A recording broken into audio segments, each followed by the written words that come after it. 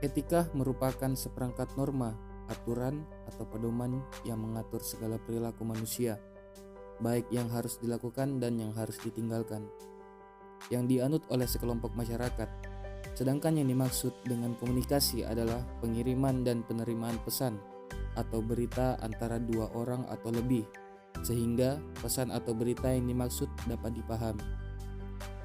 Etika komunikasi dapat diartikan sebagai norma, nilai, atau ukuran tingkah laku baik dalam kegiatan komunikasi dalam suatu masyarakat. Sebagai makhluk sosial, manusia dalam hidupnya tidak terlepas dari komunikasi. Dalam kehidupan bermasyarakat, terdapat suatu sistem yang mengatur tentang tata cara individu-individu atau kelompok dalam bergaul. Tujuan etika komunikasi. Setelah membahas pengertian etika komunikasi, sekarang apa yang menjadi tujuan dari etika komunikasi? Terdapat beberapa tujuan etika komunikasi, diantaranya adalah: yang pertama, membantu individu atau kelompok dalam masyarakat untuk bertindak secara bebas, tapi dapat dipertanggungjawabkan. Kemudian yang kedua, membantu individu atau kelompok dalam masyarakat untuk dapat mengambil sikap atau tindakan secara tepat. Dan yang terakhir, yang ketiga, menciptakan rasa saling menghormati dan menghargai.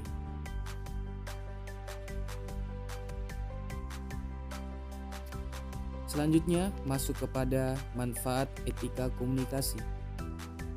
Manfaat dari etika komunikasi melancarkan komunikasi dengan orang lain, sehingga hubungan yang sudah terjalin akan semakin erat, memahami apa yang dikomunikasikan oleh orang lain, sehingga pesan yang disampaikan dapat diterima dengan baik. Dengan mengikuti dan menaati etika yang berlaku, kita akan diterima dengan baik dalam lingkungan sosial masyarakat, menumbuhkan rasa saling menghargai di antara anggota masyarakat, mencegah individu atau kelompok untuk tidak bertindak atau berperilaku sembarangan atau seenaknya sendiri dalam berkomunikasi, serta mempererat hubungan dengan orang lain.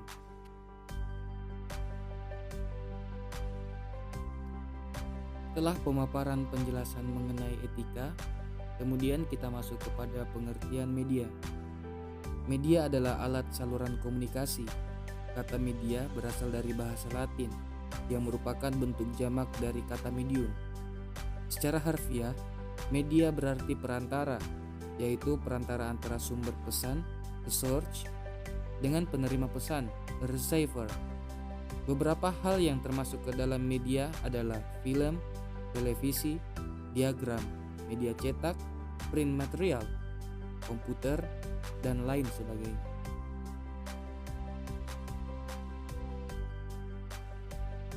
Kemudian lanjut kepada pengertian public sphere. Yang dimaksud dengan public sphere, ruang publik, yaitu ranah kehidupan sosial dalam bentuk ruang, tempat, arena, atau kepentingan publik. Setiap orang atau semua warga negara dijamin aksesnya untuk memanfaatkan ruang publik. Ruang publik ini tidak sama dengan konsep publik, yaitu individu yang berkumpul atau di dalam orang. Konsep ruang publik ini fokus pada lembaga atau institusi sebagai media partisipasi masyarakat. Ruang publik ini biasa disebut badan publik, yang pemanfaatannya tunduk pada aturan konstitusi dan hukum. Ruang publik tidak hanya berbentuk bangunan fisik, tetapi juga berupa media massa, cetak, dan elektronik, seperti surat kabar, majalah, radio, televisi adalah media dari ruang publik. Ruang publik dapat digunakan untuk berkumpul secara berekspresi dan berkreasi secara bebas dalam melayani kepentingan umum, termasuk untuk bisnis, politik, dan sebagainya.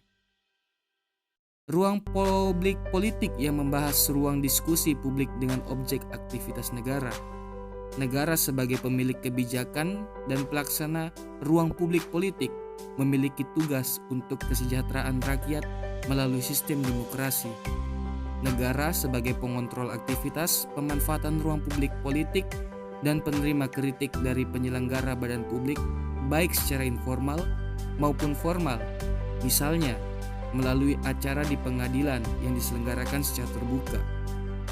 Negara mengontrol dan memberikan kesempatan kepada setiap orang untuk menyampaikan pendapatnya dan memperjuangkan haknya sebagai warga negara dalam hukum dan pemerintahan hingga berjalan secara demokratis.